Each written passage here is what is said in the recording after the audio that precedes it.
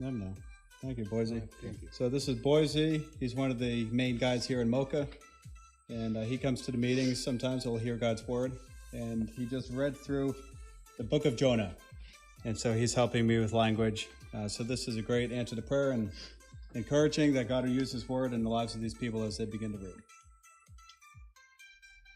All right, so that's the literacy program. Again, something you could pray for. And then the last point here is on the airstrip. Number 12, we had an airstrip project going on for about 8 years, doing all the work by hand. No machines. We did have a chainsaw that cut down like 2 trees out of about 500. We did the rest by axe. So this was God's answer to prayer. We had worked on it for a long time, and it was able to open up 2024. So this is the pilot talking.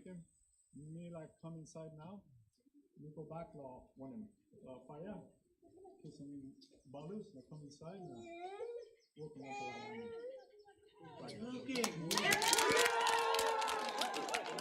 So the people were all excited. You know, they'd worked for years and years, leveling that area, chopping down the trees and everything. And the pilot said, I'll try to do the first landing. So they're all excited.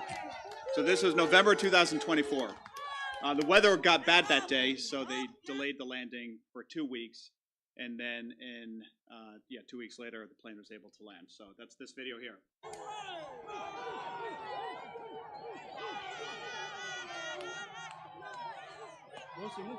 See the plane landing right now, right at the end of the airstrip.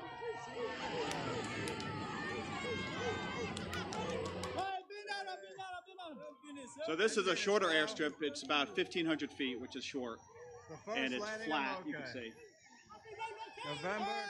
So that was one of the concerns at the beginning, it being so short. But thankfully, it works, and the plane was able to land, and we can fly in and out now directly from Mocha, which is a big help. The first pilot there, Jason Brewer. Jason was one of our friends from the mission center there, so I was excited that he was the first pilot to land. And so, yeah, we're very thankful for this. We used to land at another airstrip and then travel through the jungle and down the river to get to Mocha. Now we can land directly in Mocha.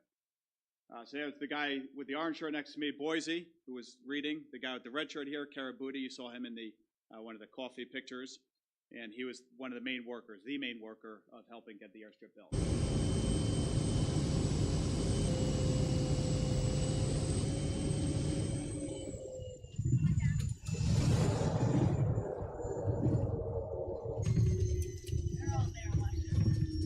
And this was January, about a year ago, January 25, and this was the first time our family was able to land in the village of Mocha. So again, this was great answer to prayer.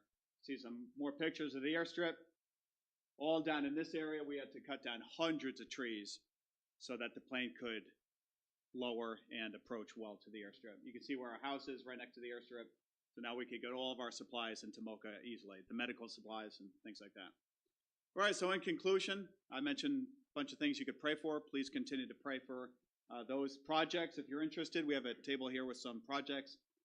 Thank you for your partnership. I want to publicly thank you as a church for that.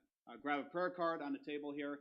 We also send out email updates, so you could sign up for that. Hi! And then the Mocha people saying bye. They knew you'd watch this. We told them we were going to come back to churches and telling churches about the work there in Mocha, so they were excited for that. All right, and there's our website, so you could go there. Melissa has a blog. A lot of people enjoy reading her blog to get more information on the life and ministry in Mocha and a bunch of other things as well. So you could check out the website. So because of time, we're going to stop.